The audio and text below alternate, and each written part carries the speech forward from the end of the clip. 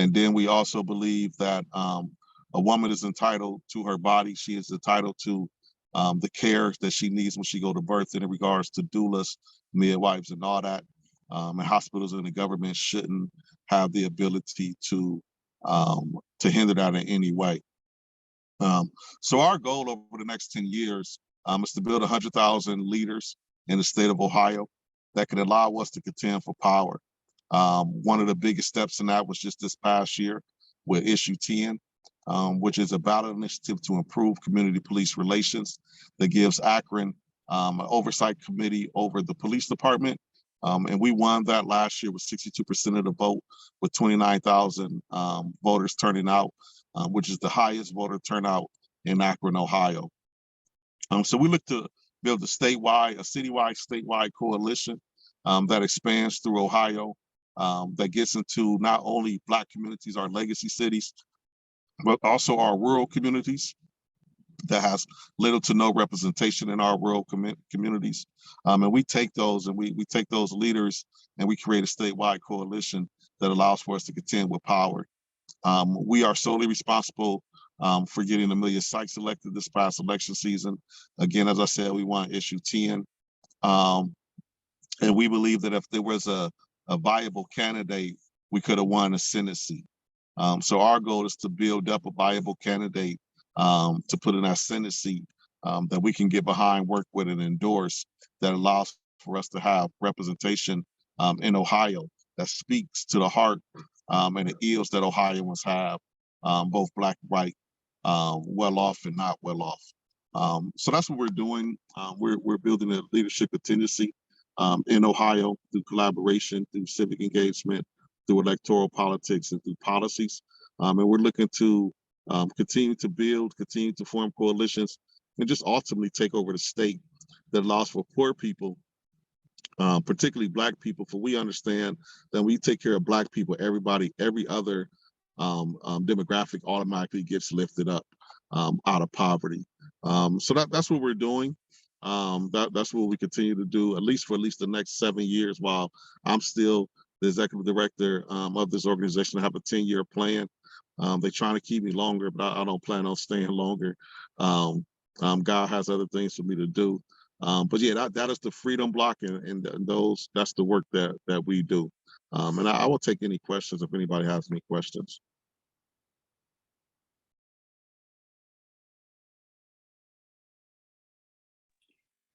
Are you working with the schools? We have ran 2 school board races, got 1 person elected to the school board. We are currently working to put peace circles in the schools and as an alternative to suspensions, and mental health care in schools to deal with the violence issues that we have in schools. We believe that the alternatives, that we need alternatives to suspension. We need to be able to deal with the mental health crisis from K to 12 before we just start suspending kids and not dealing with the real issue at hand. Right. Yeah. You're a colleague of mine in Toledo, Reverend Dr. Janice Carson. I think someone started this initiative before her, but she pursued it and it became part of her dissertation. But there's a program there where particularly the Black males, adult males, have formed a kind of a cohort to work with young Black teens, and I can't remember what they call it, but they bring them to campus, for one thing, to show them, this is an alternative. I don't remember how the program works, but I know so it is absolutely on site. You come into this environment, you see what it's like. And then I believe they've raised funds so that kids who finish school, and other people who do this, I'm sure other programs, they will get at least a year paid at the university. But it was introducing them to hope, to another way of life. And Toledo has a pretty strong gang culture still, and how gangs operate. They model the rest of the world. They want guns. They think that's the right thing to do.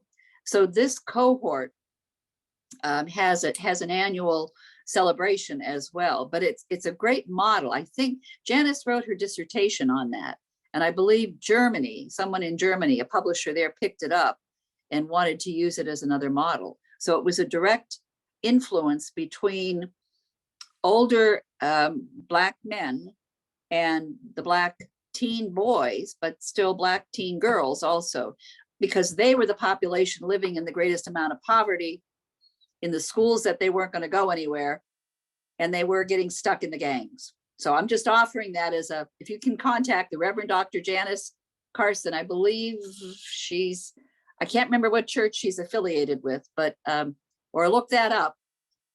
Just offer it out. Connections between you, expand it even further, go further. Yeah, good for you. Definitely. And the biggest, and this is why we promote mental health care. The biggest problem in our schools is an identity crisis. Our kids don't know who they are. Our Black kids don't know who they are. Our white kids have a false perception of who they are. I'm so glad that you said the rest of the world. It utterly disgusts me when we talk about kids and guns, and I talk about the world and guns. Our world has an infatuation with guns, and to think that our kids is not going to take that and triple and double it is a false perception of just what reality is. Right. Our youth are gonna do 2-3 times worse than what we do, and 1-2 times less of the good that we do. And that's just the way the world works. And we have a gun problem in America, not in our schools, just in America, which ultimately filters down to our schools. And we have problems in America that we take a microcosm of them and focus on the kids without ever focusing on what's going on in DC, right, what's going on at our state house. You know, and I talked at a mayor's convention a couple years ago, and the topic was youth violence. And I asked them, how do you stop youth violence when they can look on the TV and watch y'all fighting every day to get elected? And not a moral fight, not a healthy fight, like fighting. So yes, I would definitely be interested in talking to her and learning more about her program. And I thank you again for your comments and recognizing the problem that we have in America, and not just with our youth, but this is a problem that we have in America. I got to share one more thing there because it's so much on my heart. I'm sorry, but the most recent episode in Toledo involved 2 young teens. One's Black. I'm not sure if the other one was a mixed race or whatever, but at any rate, they are non-white kids, okay? And they were missing.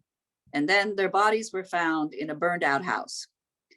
And as there are now at least eight people, adults, who have been arrested in relation to all of this. We know that there are drugs involved, you know, and all I could think of was that these poor kids, you know, they see the models and they go with them, you know, and yet they did something that the ones with the adults caught them and literally burned them to death. For some, probably over some of the drug deals that were going on. But the fact that this is occurring gives you an expose to ask the other questions. Who orchestrated this? Yes. Who did this to the kids? Who chose them, the vulnerable ones? Yes. So.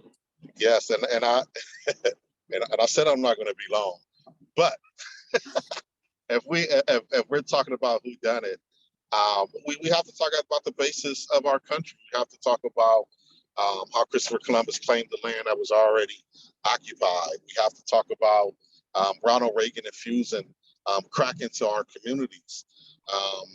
We have to talk about mass incarceration, and somebody mentioned the 13th Amendment earlier. We have to talk about the 14th Amendment and how it's meant for me and you, but it's used by corporations. We have to talk about not having a living wage and not having universal health care. All of these things set the stage for what we see in our youth today.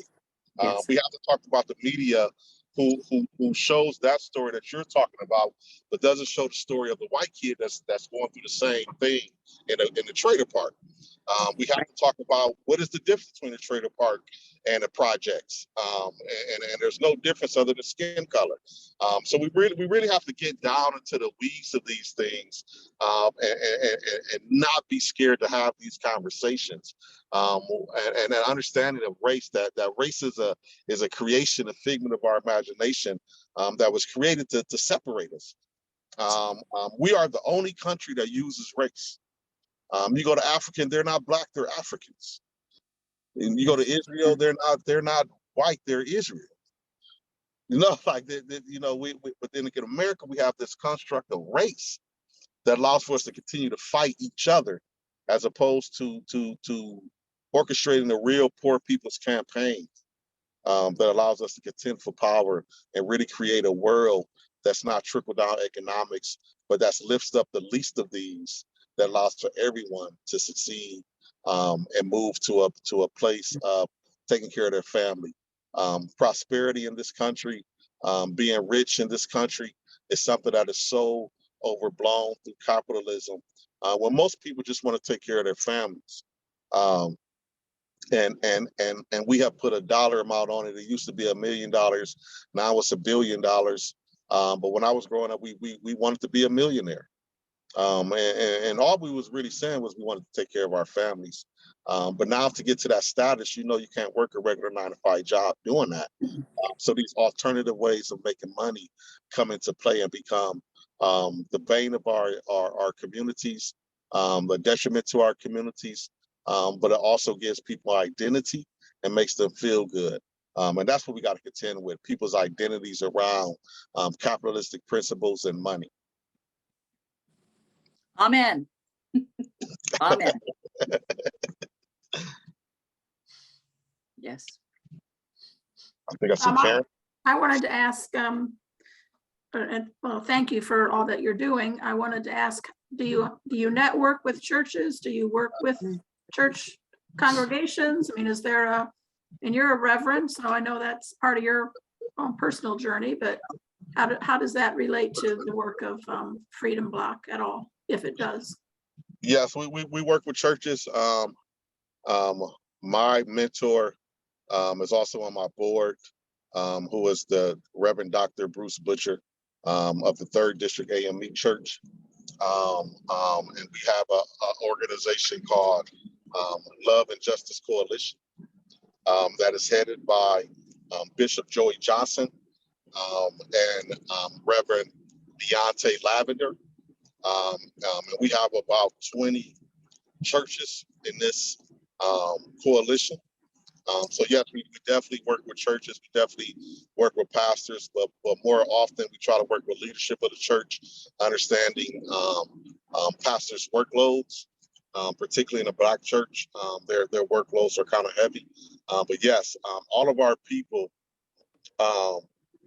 whether Black, white, young, or old, go to church. That's the oldest institution in most of our communities. So we would be missing a beat if we didn't work with churches. So yes, we work with churches. We try to educate churches. We try to work with churches that's going to be acceptable of our demographics that we serve. We serve Black, white, poor, LGBTQI community. So you know, a lot of churches frown against that. So we try to educate them in regards to that. But yes, we work with churches, both Black and white churches throughout the state.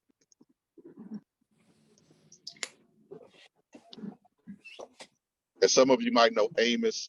We're also in partnership with Amos. What's that? Sorry? Amos, that's in Cincinnati. It's a grassroots organization that does faith-based organizing. It's called Amos, and it's out of Cincinnati. Pastor Leslie Jones is leading that effort. But we're in coalitions across the state in regards to faith. How can we help you? I mean, these conversations right here, first and foremost, is what's needed. These kind of seminars, helping people understand that the church is involved. So that's the first thing right there.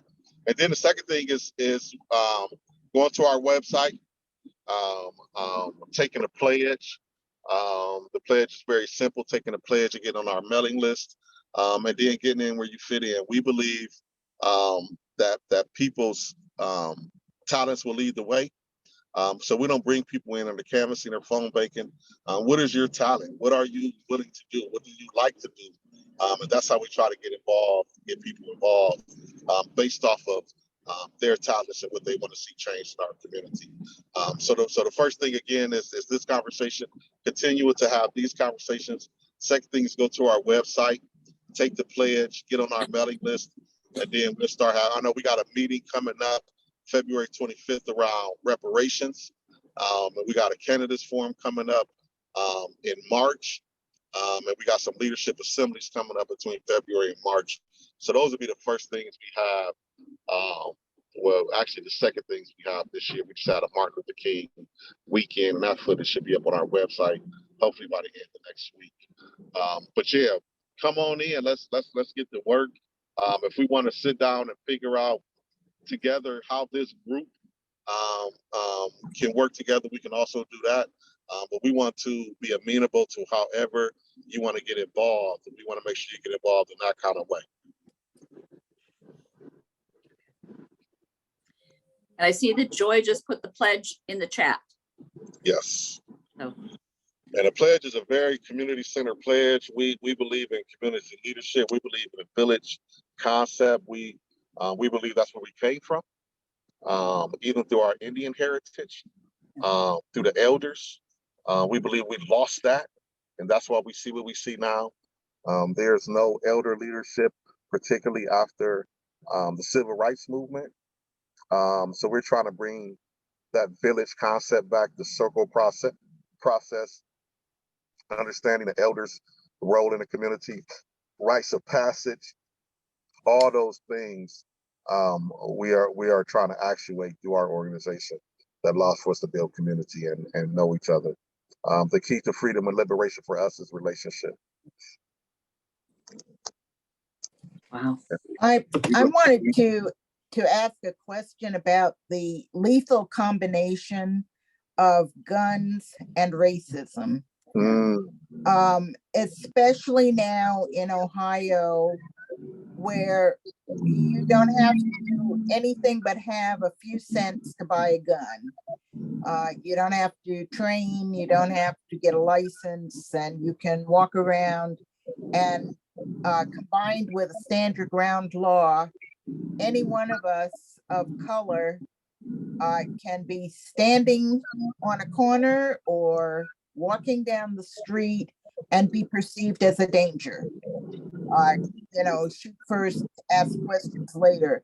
And it's further complicated by some very poor policing as manifested in overkill. The Akron police, as we know, last year shot 90 times at an unarmed young man. A few years ago, the Cleveland police shot 143 times at an unarmed couple. We don't generally talk about gun violence and talk about police in the same sentence, but it's there. And so I'm wondering if this is an issue that your group has addressed, and how you are going forward with that, and how we can get involved. Yeah, this is definitely a subject that we work on. Like I said, we just passed issue 10, which is to improve community police relations, which is directly related to Jayland Walker's shooting. So yes, we definitely do this. We also advocate for mental health care from K to 12 in our schools, which is their direct relation to gun violence. What I think more than gun violence, though, I know we like to talk about gun violence. I think we have a violence issue in our country. Yes, I agree. Yes. And I think we have to address that violence issue. I often talk to people my age, and they like, man, these kids out here killing each other. When we was little, we just fought and went home. And my question is, you don't think that was a problem? Yeah. They're like, no, you know, I'm like, so why wouldn't we talk to have a conversation instead of fighting? Why were we taught that when somebody hit us, we hit them back instead of figuring out why that person hit us? What's going on in that person's life for them to hit us? And when we're talking about guns, we're talking about war. Guns get made to go to war, and then they get sold on the street. So there's a lot of factors in this gun violence that we don't really talk about. The first thing is mental health. The second thing is the readily access to guns, and then just a country that's built on survival of the fittest mentality. And when you're built on survival of the fittest mentality, and you have to make a choice when it's time to feed your family between working an $8 an hour job and selling drugs, to people on this call, the right answer is to work the $8 an hour job. But where I come from, the right answer is to sell drugs. You know, I was a single father growing up, had custody of my 2 kids, and at that time, $7 an hour was minimum wage. That was not enough to take care of my family. So I started selling drugs. With that selling drugs, violence automatically comes into play. I'm not a violent person at all, but I do care whether my kids eat. And then I have to look at the alternative. If my kids don't eat, what happens? They take my kids. So these are real life decisions that people are making every day that ends up being violent decisions. But the violence ultimately comes from policy. The policies that we create to keep people in poverty, the policies that we create to keep people from walking in a purpose that keeps them in survival mode at all times, that breaks down their mental health. And then you see violence in the streets. And then with the over access to guns, now that violence is gun violence. But all of this is about reimagining what America looked like if we build relationships. Steve Covey talks about relationships in this manner.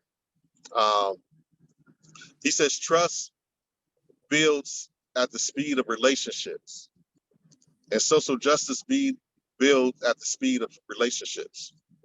Relationships build at the speed of trust, and justice builds at the speed of relationships. So if I don't trust what the government is telling me, therefore I don't trust what my parents are telling me, because my parents are telling me to go to school, get a good job, but I'm watching them struggle. How do I trust that? How do I follow in those same footsteps? How do I not look for alternative ways to feed my family that's not going to have me miserable at the end of a 40-hour week, not being able to pay my bills? So we deal with violence in a different way. We believe this country is rich enough that we shouldn't have any homeless people, that people should be able to wake up and their bills are paid. If the Constitution guarantees us life, liberty, and pursuit of happiness, life means I should have a roof over my head. I should be able to eat. I shouldn't have to fight for those basic things. And I think if we deal with those things, along with mental health, you'll see in 2 or 3 generations a different country. Thank you.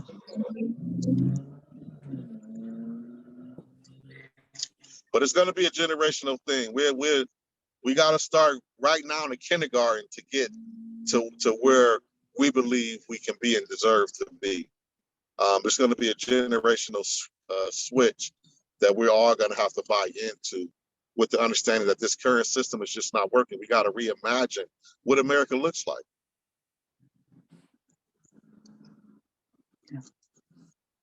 Yep. Thank you. You're right.